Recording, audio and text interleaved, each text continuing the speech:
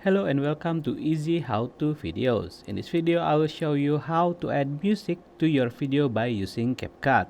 CapCut already provides us with a lot of background music from many genres. We can click the audio menu on the top and click on music. Then we choose any genre we like and we can download and use it as music for our videos. To download, we can click on the download icon next to the song title we want to use. Wait until the download is complete and click the plus icon to add the music to the timeline video. Then we can play it and edit it as we like. We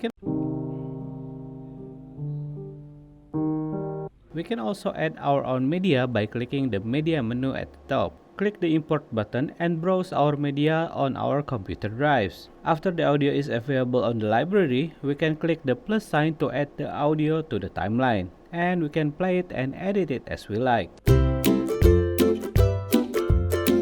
So that's it, my easy guide on how to add music to your videos by using CapCut. Thanks for watching. If this video helps you, please like and subscribe so you won't miss out my other how-to videos.